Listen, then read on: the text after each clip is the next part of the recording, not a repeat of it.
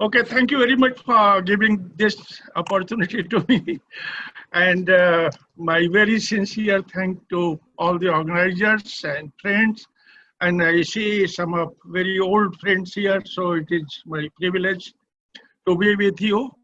And friends, this new education policy, I am sure many of you are well aware about this new education policy. So I will not repeat what is very commonly known about the policy.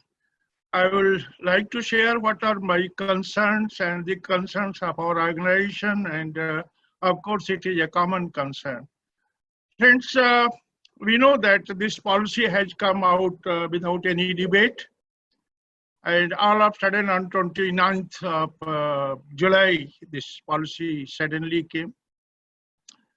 We know that India is signatory to Sustainable Development Goal 4, and that is ensuring inclusive and equitable quality education and promote lifelong learning opportunities for all by 2030.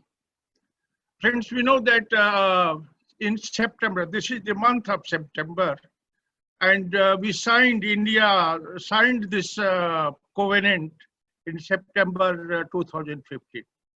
So completely 5 years have lapsed, and after 5 years, government has come out with a new education policy. That too is not in consonance with Sustainable Development Goals. So that is one of the concerns, that the Sustainable Development Goals are not properly reflected in the new education policy. I'm afraid this policy need to go for central law. It will go for making the central rule at the national level. Then it will have to get president consent. And then again, being a concurrent list subject, it will have to make a state law, and state law will be going to State Law Commission and then the governor's action. So it might take another 2-3 years to firm up this policy. So that means we have some time to push that this policy shouldn't go the way it is. I don't know.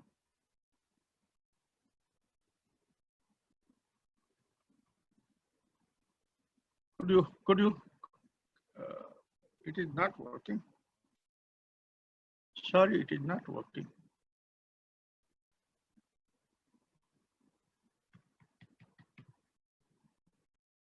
Christy, can you help me? Why it is not working? Please go to annotate, and you have actually selected a pen. So you just unselect it.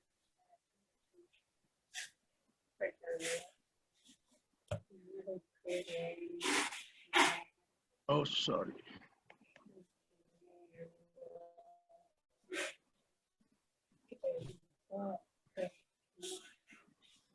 Okay, I think this is a self-explanatory picture. This is our northern Indian state, Uttarakhand, where children go to school like this every day.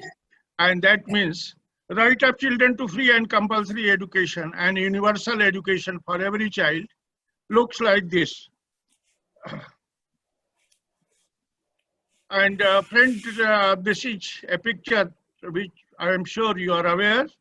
This is Government of India's picture, and Ministry of Home Affairs, Census Government has given this picture, and this says that we have as much as 80 million children who are not in school, and out of this, 78 lakhs are working.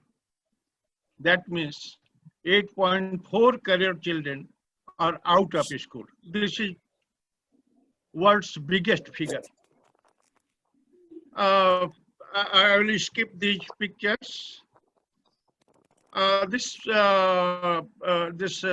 graph shows that during the last decade, this is in 16-17, this is combined picture of boys, girls, in upper primary, general, SC, ST, OBC, and Muslim category children. You can see that general category children are minimum dropout. SC and ST is the highest dropout, and particularly these are girls. OBC and Muslims are next dropout. And this is again during the secondary education system. If you can see these categories, you can see the fourth bar, ST children are maximum dropout. And then comes Muslim, and then comes SC children. General category children are less dropout. So this is the situation of education in our schools. I'm only quoting school education. I'm not going in higher education or other technical education. And we'll go into that. Friends, let me a little bit go to the history of education in India. We all are aware that during 1823, I'm sorry to take more time, during 1823, there was the first Charter Act of India. And during 1833, there was second Charter Act of India, and Lord Macaulay was invited from England to come in India and think of education policy for India. So during 1833, Lord Macaulay was made the law member of the Governor General Council. And during 1835, he made a policy called Minute on Education, Minute on Indian Education. And this policy clearly says that we must at present do our best to form a class of people who may be interpreters between us and the millions whom we govern, a class of persons, may be Indian in blood and color, but English in taste and opinions, in morals and intellect. So this was what they were very clear, what they want from education. After pre-India, what happened? I must remind you that during 66 and 68, Dr. D.S. Kothari made the Kothari Commission, and perhaps one of the best education policy was drafted by Dr. Kothari. And this was, I will not repeat the whole, but this policy has 8 objectives.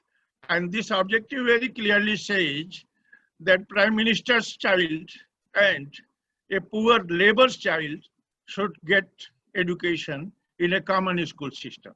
And he paid more attention towards teachers, infrastructure, and pedagogy. Of course.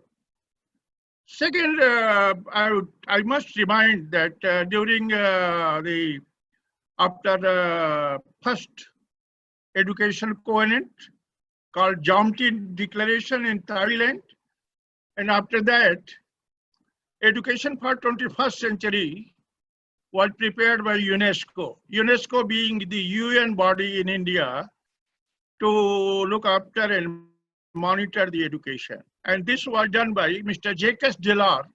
And Jacques Delors prepared education for 21st century. And this says learning to know, learning to do, and learning to live together, and learning to be. To me, this is very important. Learning to live together, if our education system doesn't teach us, this is going to be a disaster. My friend Rainy Jacob is here. He sent me yesterday a document which said that government is very keen to rewrite the history of India. And I'm afraid that what this rewriting of the history will lead to. And the present policy, I'm coming to present policy. What does this present policy speak about education? It says the aim of education should not only be cognitive development, but also building character and creating holistic and well-rounded individuals equipped with 21st century. And it says that by year 2025, 50% of the children in our schools we will make them ready to join the industry, to make them working children. I am afraid this cannot be a policy for empowerment of the people. And I will not repeat this, you are all aware about it. The only thing is that this policy says that we will universalize education from pre-primary to class 12. Of course, this is a welcome statement. But nowhere it talks about extending the right of children to free and compulsory education. That is a justiciable fundamental right. So this policy is completely bypassing that act. And I'm afraid this is simply a declaration, not a law.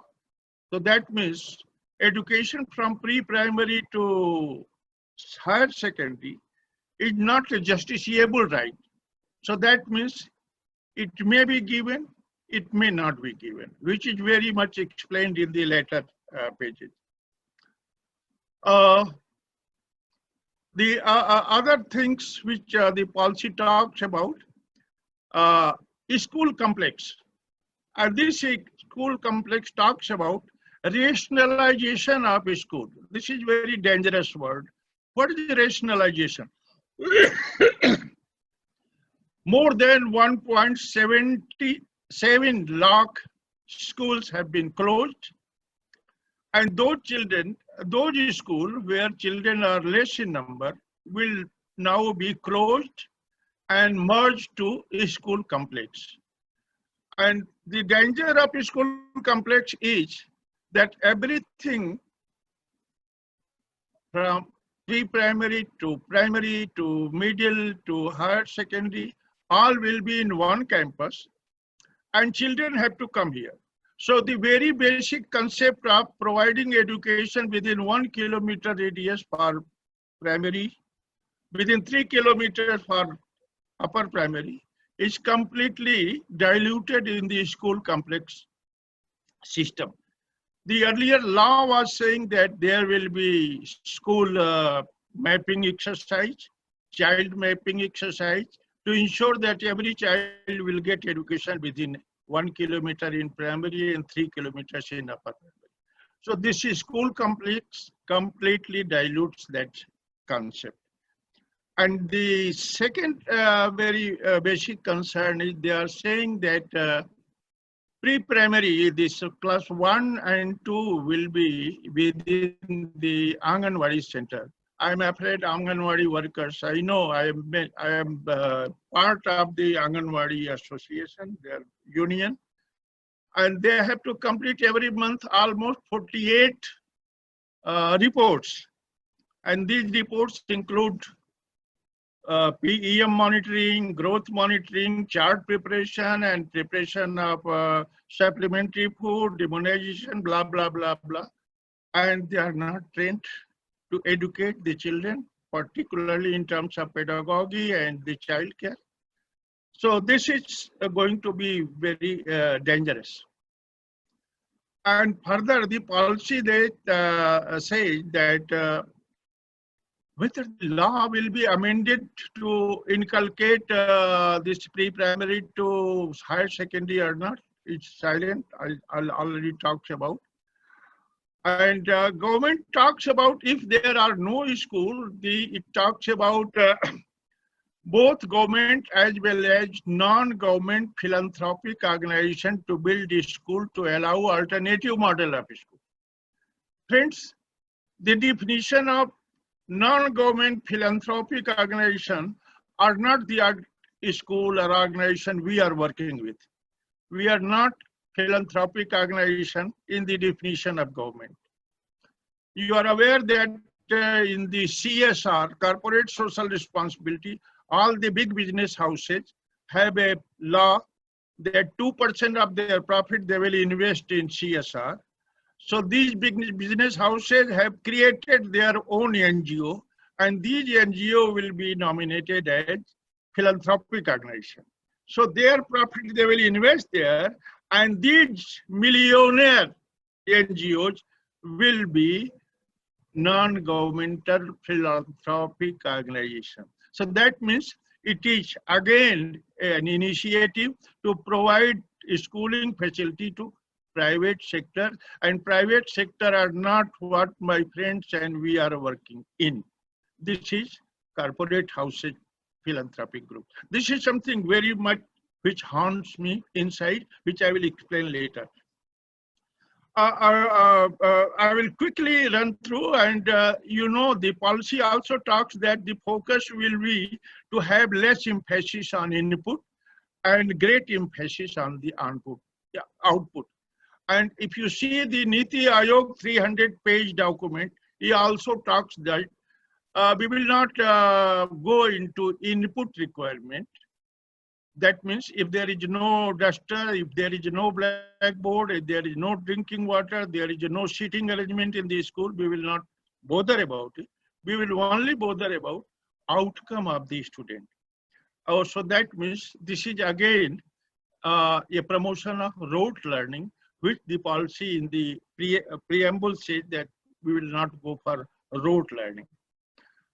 And scope of education will be broadened to promote special education zones. Those children which my friend and Krish had said that we should focus on child labor. I am afraid this policy take that economically disadvantaged group children will be referred to special education zone.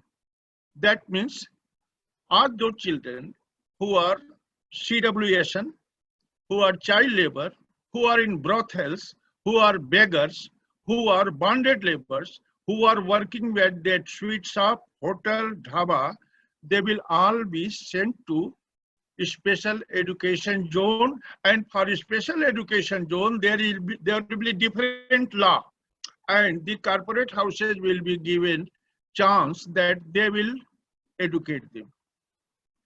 Why they are not looking that these children are not gathered in one place? They are scattered at the railway platform, at the hotels, at the street. They are begging in the trains and everywhere. How they are expecting that all the children will be coming to special education zone where corporate houses will be running education, and that too by open distance learning. And my goodness, the rich children are not able to follow the open distance learning. How the poor children will be able to follow the distance learning? This is something very dangerous, which they are saying that for all private, public, and philanthropic institution, the standard will be light but tight. I fail to understand the meaning of light but tight. You kill me, but kill me lovely, by lovely method. They are saying all private, public, philanthropic school, minimum set of standards, for example, safety, security, basic infrastructure, number of teachers, and financial probity and governance. For that, there will be light and tight arrangement. And basic parameter to be adjusted and loosened. That means if you don't have playground, this will be loosened. If you don't have safety arrangement for firefighting, it will be loosened. It will be overlooked. If you don't have security arrangement for girl child, it will be loosened.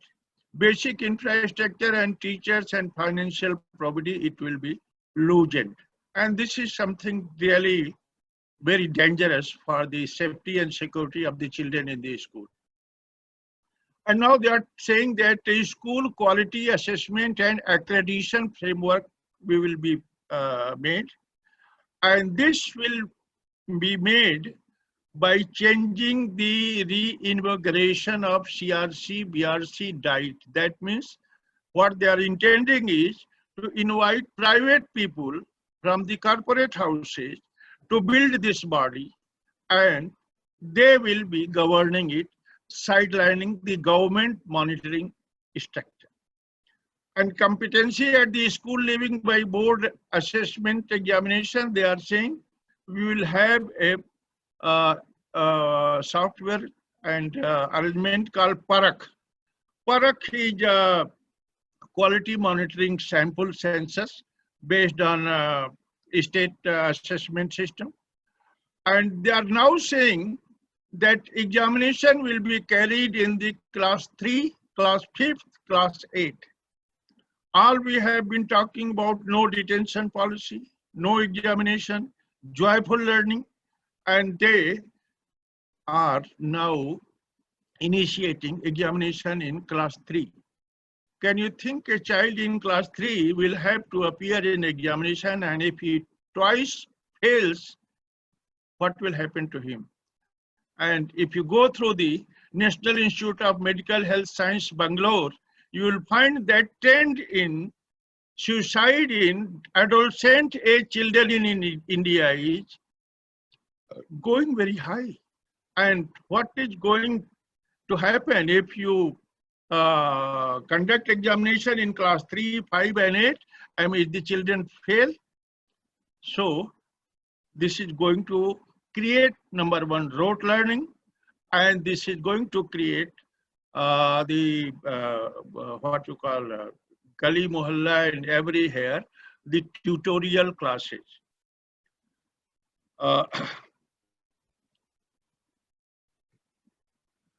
And now they are the other thing which is very uncomfortable. Children will be given increased flexibility and choice of subject in secondary school, physical education, art and vocation craft, so that they may be free to design their own path and study of life plans. My goodness, in secondary education, a child is at what age? A child is hardly 15, 16 years of age. And that is the age which legally says that you are not able to take a decision of your life. You cannot marry yourself. You cannot sign an agreement. You cannot sign any legal document. At this age of 16 years, if you ask a child, will you marry? He said, yes. He doesn't know what thus marriage means. And at that stage, you are asking a child to decide your path of life and decide a subject, whether you want to continue this kind of education or you want to join a carpentry and blacksmithy subject. Also, for that, you are allowing multiple model of school and loosening the input restriction. Last phase of 4 years of secondary school education will facilitate multidisciplinary study with appropriate exit option. What does this mean? Appropriate exit option means if I am studying class 11th and I am not performing well in physics or math or Hindi or English or Tamil, so I have an exit option. I can leave 11th class and I can join carpet weaving business. This is exit option.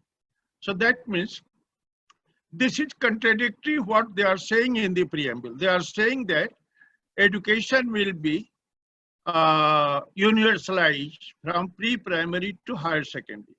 If you are universalizing from pre-primary to higher secondary, how come you are giving appropriate exit option? That means a child is free to exit from regular schooling and join a carpentry, blacksmithy or cookery or pakoda, talna or whatever is available within the vicinity of a school. And this picture is self-explanatory. And we are talking about safety and security of the children going and coming to school and in the school. So for these norms and standards, whether Supreme Court of India has given a strict instruction and NCPCR has given a strict instruction. And yes, every student will take a fun course in grade 6 to 8. What is this fun course? Fun course is besides education, he or she will be learning metal work and carpentry, pottery, gardening, blah, blah, blah, blah, those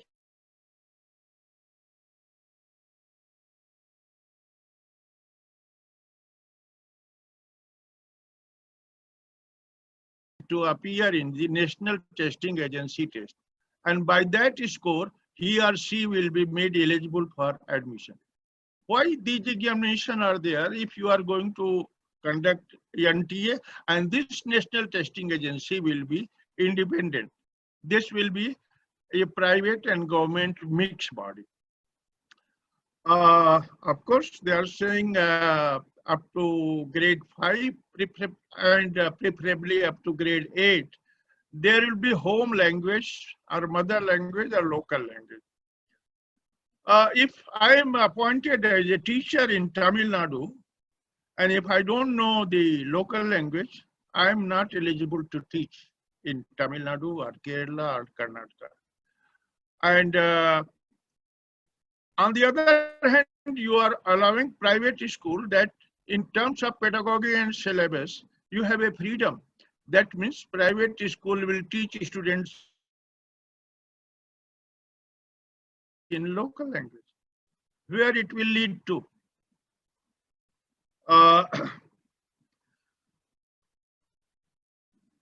Sanskrit will be offered at all levels of education, and higher education as important, and enriching option for a student, including an option to 3 language formula.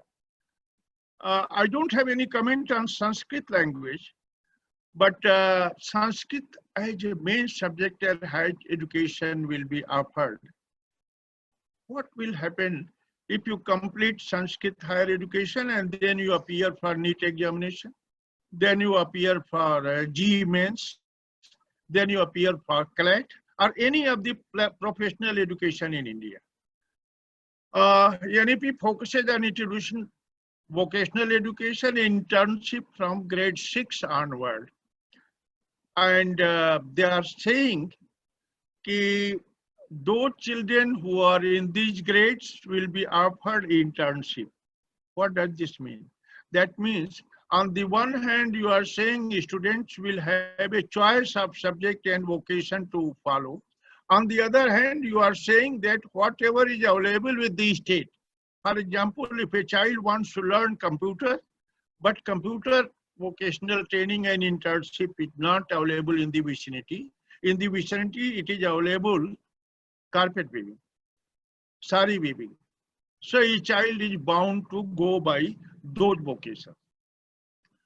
And of course, exit option, I have already spoken, and I have already spoken that universalization is going to be diluted. And assessment certification agencies, including proposed new assessment center and PARAK, performance assessment, review and analysis of knowledge and holistic development. My goodness, such a big acronym. And this will be conducting the assessment of the children, what they have earned, what they have learned, what they are aspiring to, and what they are eligible to.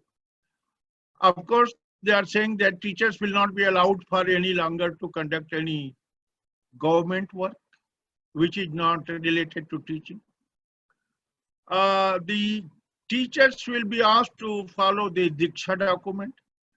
The dangerous thing about, because we are working with the teachers, the most dangerous thing about this provision is deployment of teachers to a particular school complex. This is very, very dangerous provision. They are saying that teachers will be deployed to a particular complex. Earlier, the teachers in India had the state cadre, and now their cadre will be reduced to a school complex level.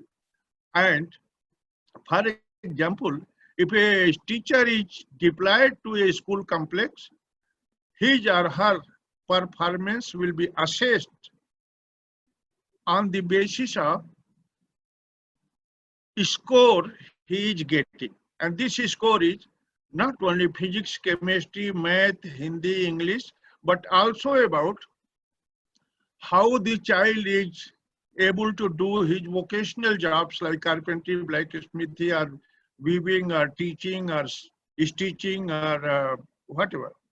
So whatever a child is learning, a teacher's future will be depending on the performance of the child. And who are the people who will be taken care in performance assessment of the teacher? The peer group, students, and independent body. Mind it that education department will not conduct this assessment and appraisal. This will be independent body, including private players and also community members. Promotion and salary of the teachers, I'm not it, but this is very derogatory for the teachers. And now a common guiding set of national professional standards of teacher, the NPST, will be developed and coordinated by NCT, NCRT, but it will be conducted by a private mixed body.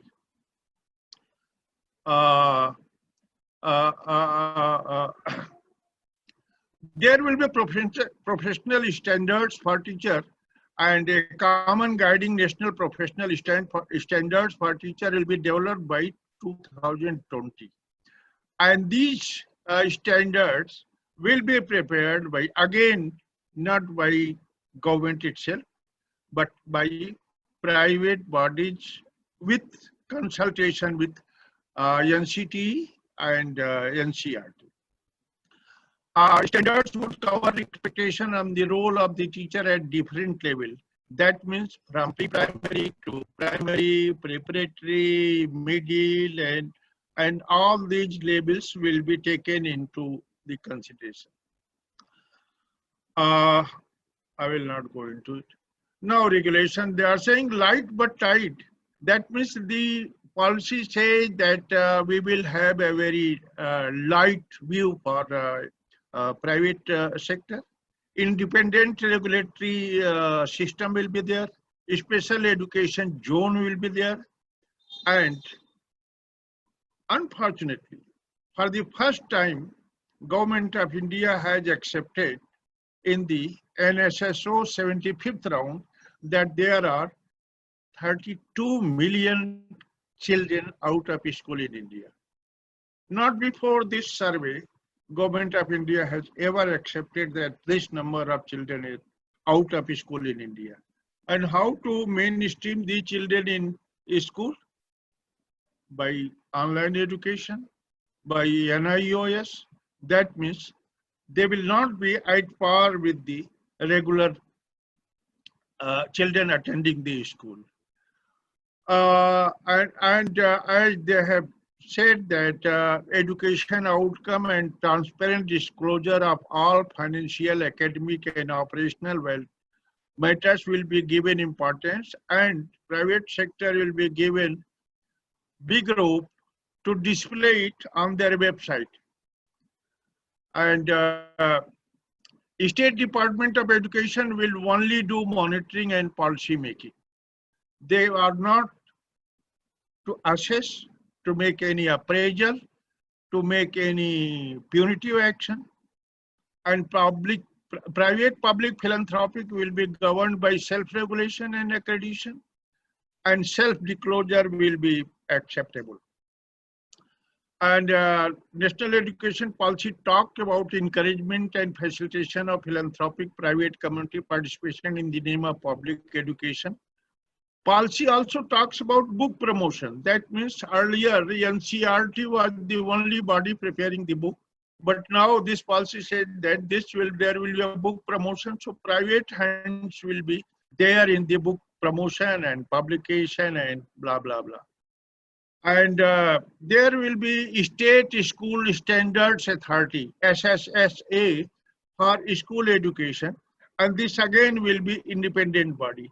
I'm afraid why all the government system is being sidelined and independent, including private bodies, are being created, and how they can ensure that this body will be able to do that. And they are saying that as early as past, we will be investing 6% of GDP in education earliest. What is this period of earliest? At least earlier policy was saying that within 10 years period, and now it is open. They are not saying that 10 years or 20 years or never. Mechanism for performance E-based funding to state higher education institution may be devised.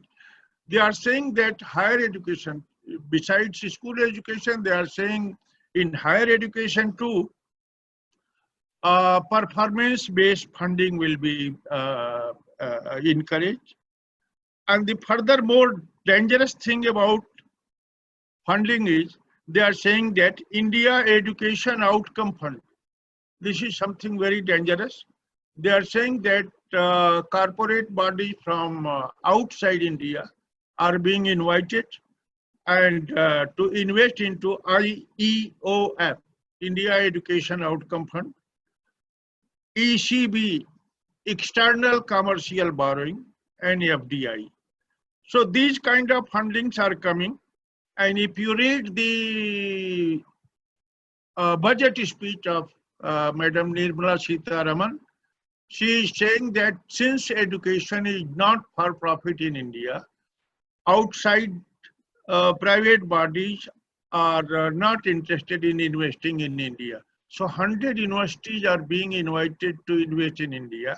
And now these private bodies will be allowed to earn profit from India, not only earning profit, but repatriating. They will be allowed to take this profit to their country in special education zones. This is what you are working with. And they are also talking about higher education commission. One cannot say that education is only school education. Higher education is also being affected. They are saying that National Higher Education Regulatory Council will be there, and there will be a board of governors, and these board of governors will be from private industries. General Education Council, which will be setting standards. Higher Education Grant Council will be funding, and this is independent body including business houses.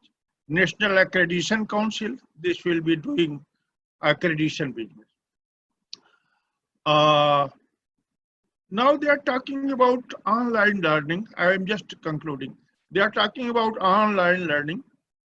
They are saying that India is the world's biggest market to invest into online education system. So EduTech, all the American and Korean and many companies are interested to invest into e-learning.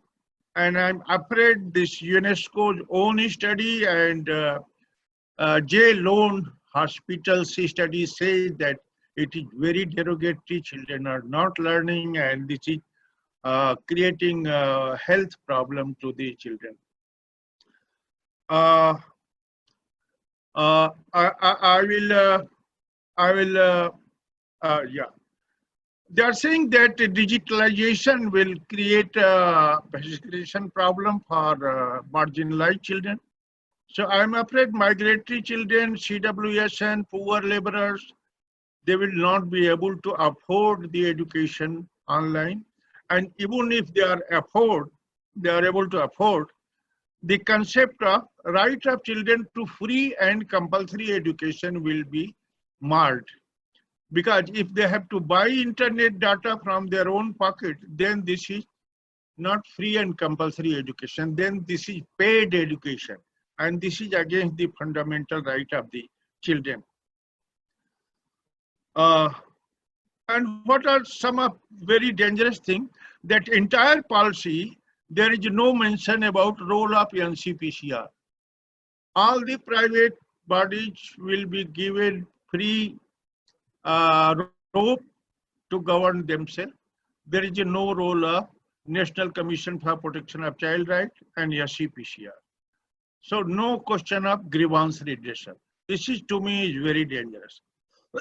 This is also silent on safety and security of the children in the school. And the policy is also not clear how to increase 6% of GDP. Policy talks about major overhaul of the curriculum on early childhood care and education. It might take a lot of time. And by then, 2030 will again be over and the goals will remain unfilled.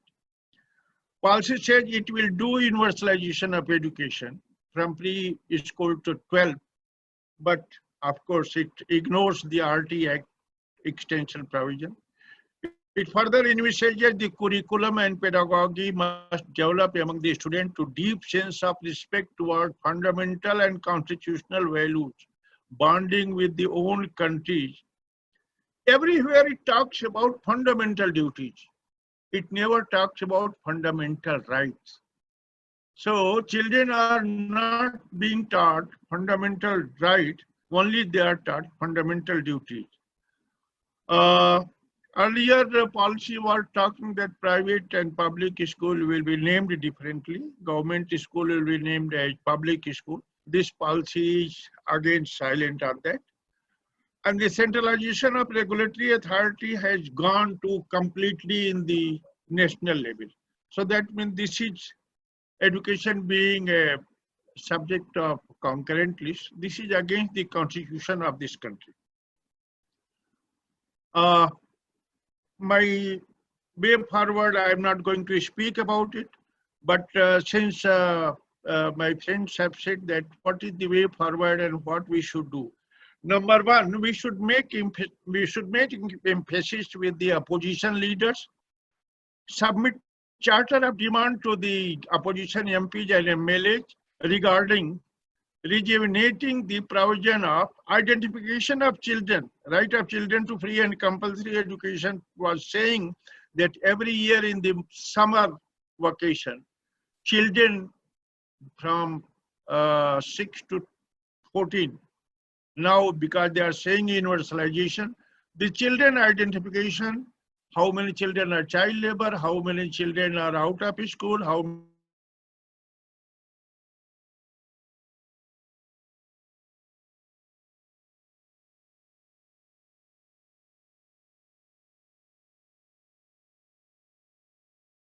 four goals and objectives should be reflected into it, and regulatory framework should be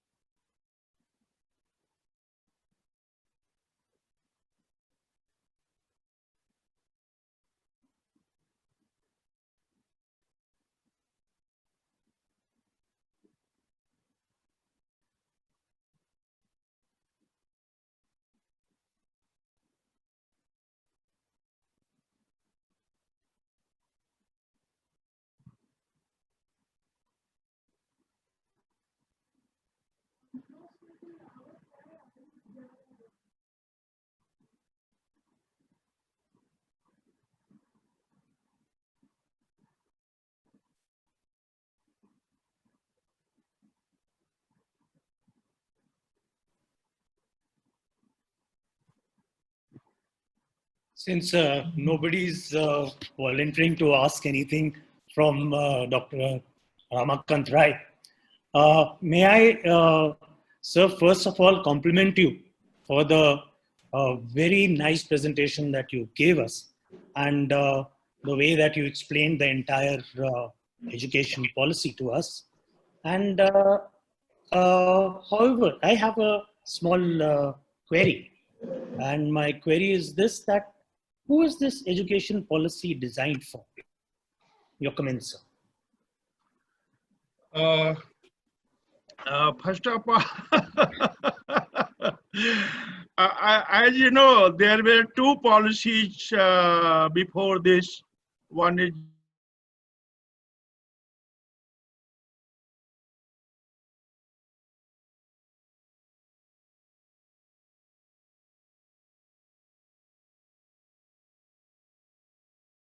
she was floated. It was self. Smriti Irani was the HRD minister. So that policy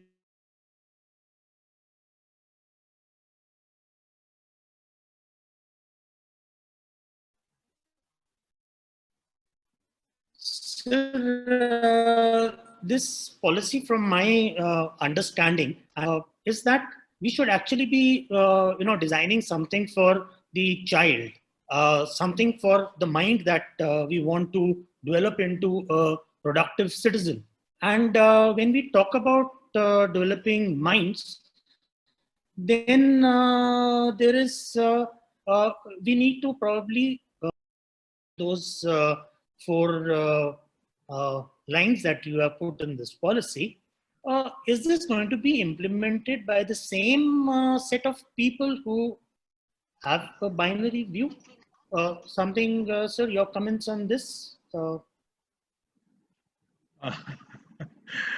have raised a very nice question, and thank you very much for raising this question. We all know that there are 193 countries in the world and who are member of United Nations. And I have come across experiences that nowhere in the world the universalization of education was done by private players. It was done by state. It is the duty of the state because private have not signed the international agreement. It is Modi ji who signed the agreement on behalf of this government. So government cannot abrogate that, oh, look here, we don't have money. So, sorry.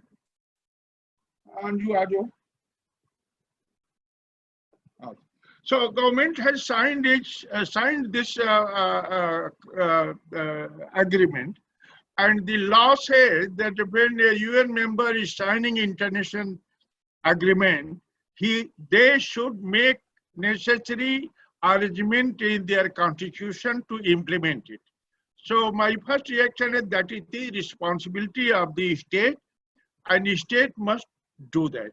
Nowhere in the world the universalization of education is possible by private, except 2-3 countries where it was on the gunpoint, not by democracy but by dictatorship.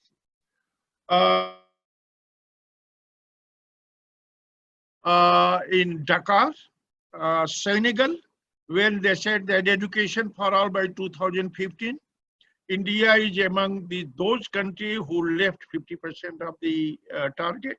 And according to report of UNESCO called GEMR, Global Education Monitoring Report, world's 1/3 of out of school children are in India. 1/3 of the illiterates of the world are in our country. It is not India signing. And it is not the responsibility of private player. It is the responsibility of the government, and we must, by all ways and means, pressurize the government, ask our opposition leaders, our media, and by every policy maker to make government accountable to this. We have 1/4 of the child labor of the world. We are signatory to Article 182 of the ILO Convention. We are signatory to Article 138 of the ILO Convention. How can we forget?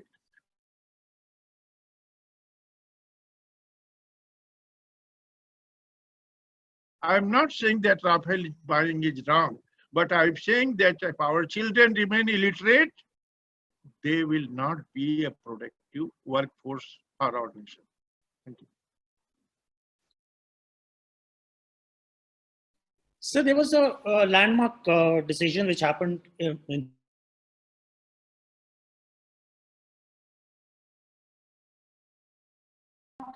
complete any form of education.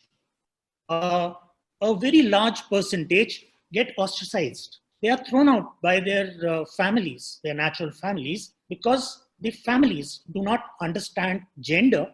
The society does not allow them to understand gender, and hence it is this very thought process which says that among the 66 pages of policy making that we put forward, and I'm sure a lot of brilliant people must have sat down and so to say burned the midnight oil, because nobody wants to put his name to a document which is going to get debated all over the world, not only the country.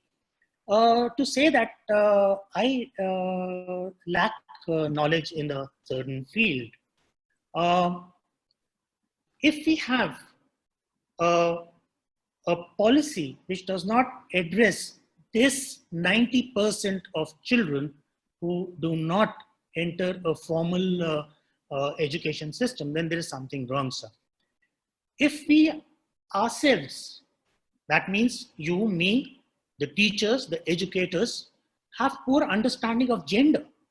If we think that there is male and female, and those of us who consider ourselves to be more evolved say, no, no, no, hold on, there is something known as third gender also. And very conveniently say that, this third gender in India is the Hinjra and Kinnar group or Jotras or maybe some dialect thing, not understanding that this is not the definition of gender. Large percentage, and now I'm talking about percentages of cis people, and when I say cis, it implies that there is a group which would be trans. So the cis people, their understanding of gender being poor should be told at some point in this policy that, look, the gender,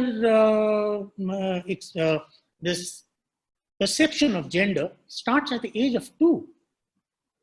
And if it starts at the age of 2, that is the time when the child is making his decisions as to who he is, who am I, and probably that education which needs to come from the mother, which needs to come from the family, which needs to come from that pre-3-year-old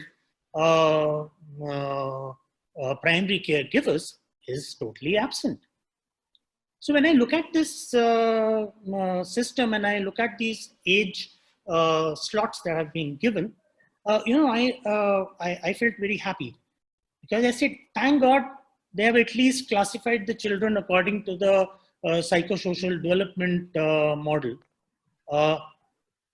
even if they have not understood it. But some error has happened, and they have broken them into smaller phases.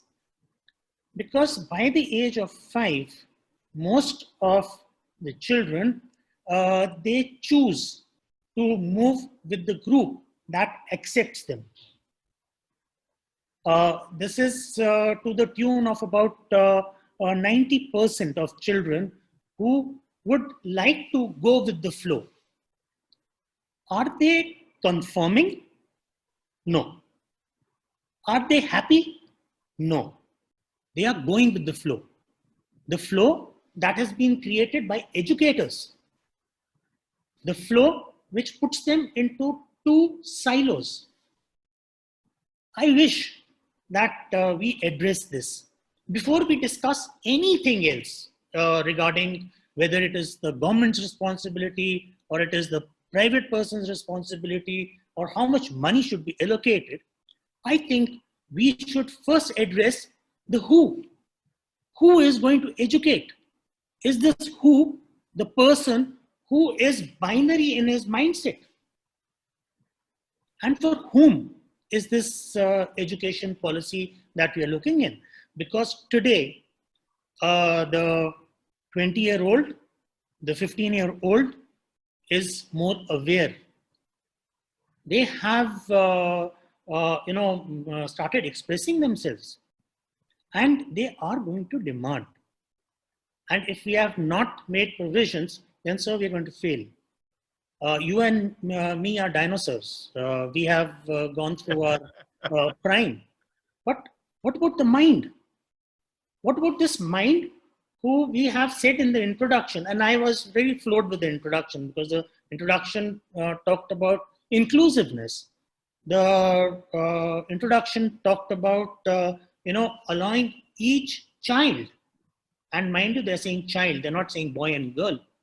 They're saying each child should have avenues for getting educated. They're not talking about rote learning. I was very impressed. But then as I went through the whole document, there were a few questions that came to my mind, and so you have beautifully brought them all out. So I'm not going to repeat that. I'm going to concentrate more on what we consider to be inclusiveness. When is this inclusiveness about the human beings, or is it about human bodies? Because human bodies Sanjay? are forms.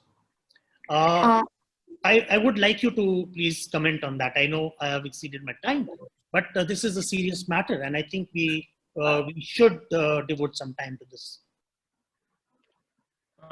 Thank you.